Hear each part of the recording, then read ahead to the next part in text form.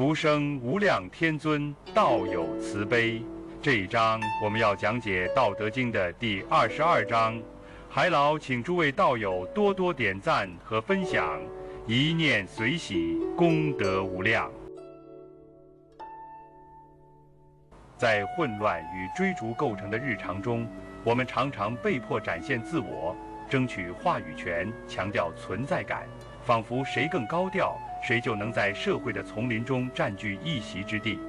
但《道德经》第22章却为我们呈现了完全不同的道路，一条退而不争的曲线之道，一条看似软弱却最具韧性的生命策略。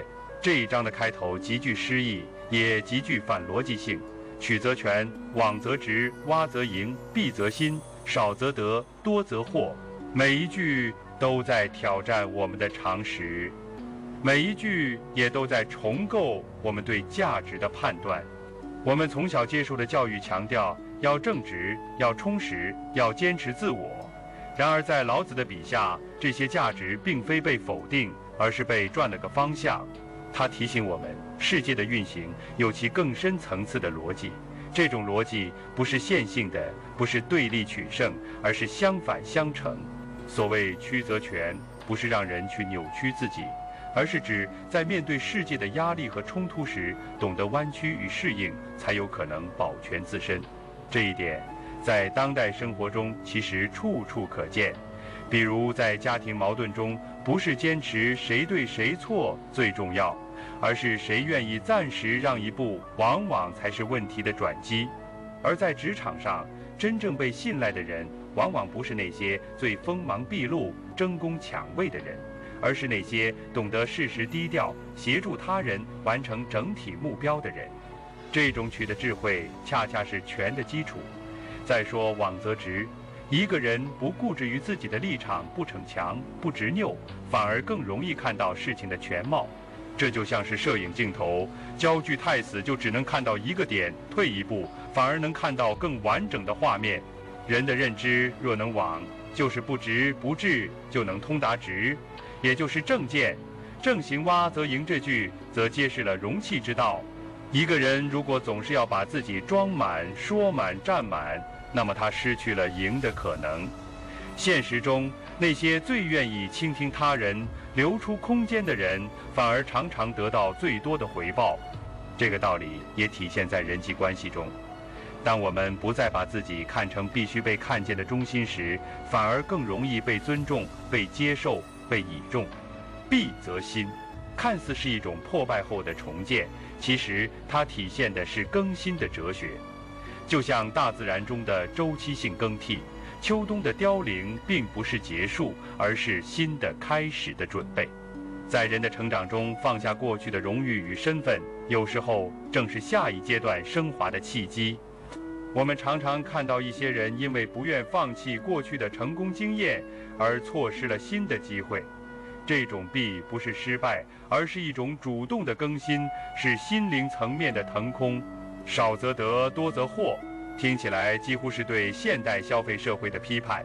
在一个一切以更多为美的文化中，老子却提醒我们，得其实来自于少。一个人当欲望越多，思维越混乱，行动越焦灼。现代心理学也在不断印证这一点，拥有越多未必越幸福，反而是精简、专注、放下才让人获得真正的满足感。少不是贫乏，而是专注与有度；得不是积累多少，而是领悟多少，实现多少。以上6句是老子在前半段对道之流动性、反向性、包容性的一次集大成的宣示，但他并没有停留在抽象思辨，而是立刻引出实践的标准，是以圣人抱一为天下事。这一句的抱一是整章的精神主干。所谓抱一，并不是居守一个教条，坚持一种立场，而是回到道的统一状态中，不分彼此，不计高下。这个一是宇宙的本源，也是心灵的根本。在现代社会中，这样的抱一其实是一种内在秩序的坚持，一种不为外界纷扰所动的内在稳定。有了这样的内在秩序，才可能做到后面4个不字：不自见，故明；不自是，故彰；不自伐，故有功；不自矜，故长。这4个不字，每一个都打破了我们日常中强化自我存在感的惯性。今天的社交网络文化几乎是以自见为基础运作的，我们不断发帖、展示、表达，争夺注意力，仿佛不见就不存在。但老子却说，真正的明亮是来自不去自见。就像一盏灯真正照亮他人，不是靠照耀自己，而是让光散发出去。真正的明是一种内在发光，不是外在曝光。不自是，故彰，讲的是谦虚的力量。一个人若总觉得自己是对的，便会失去修正的空间，也容易形成认知盲区。反而是那些能够虚心听取他人意见、不固守己见的人，更容易彰显出真正的洞察力。现代社会中，那些最终取得广泛影响力的人，往往并不是最咄咄逼人、最能辩论的人，而是那些能够协调、整合、多视角思考的人。不自伐，故有功；不自矜，故长。这2句如同一体两面，成功不在于高调宣称，成就也不靠自我标榜。我们可以看到很多优秀的科研者、教育者、社会服务者，他们并不站在聚光灯下，却做出了深远的贡献。他们的功正是来自他们的无伐，他们的长也正是因为他们不矜。这提醒我们，真正持久的力量来自不求表功的积累。接着，老子以一句总结性的表述，将整章的意旨推向一个哲学高峰：夫唯不争，故天下莫能与之争。这句话几乎成了道家思想的标签性格言，但它并不是让人软弱退让，而是一种超然的智慧。如果一个人不立于斗争之中，不设立对手，他自然也就没有对手。道家这里讲的不争，不是不作为，而是不设立敌意，不陷入非赢即输的框架。从战略角度看，这是以无招胜有招；从心理学上说，这是不设敌的心法。而我们现实中的很多痛苦和冲突，恰恰是因为我们设定了太多的对手，太多的比较，太多的必须争来的东西。而本章的结尾，古之所谓曲则全者，岂虚言哉？成全而归之，是对整章的一种反证与回环。老子不仅在讲理论，更是在为这些反常识的道理寻找历史与现实的佐证。他要人相信，这不是一句虚言，而是经由真实生活印证的深刻体悟。那些真正能全的人，其实都是曲的人。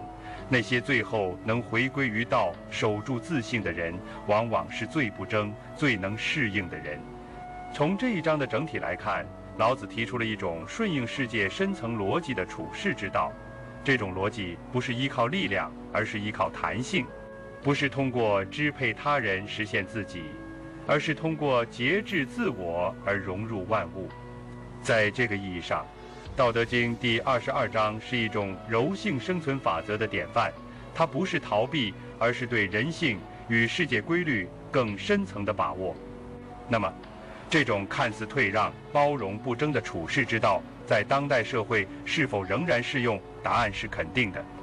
在竞争越来越激烈、节奏越来越快的今天，很多人把争当作唯一的出路。然而事实往往相反。太多的焦虑、内卷、消耗，都是因为我们忽略了另一种路径，那种放下执着、回归简单、柔韧如水的方式。这一章为我们揭示的，正是如何在喧嚣之中保有宁静，如何在纷争中守住中心。而真正理解这一章，也为我们进入下一章，第23章铺垫了一个关键视角。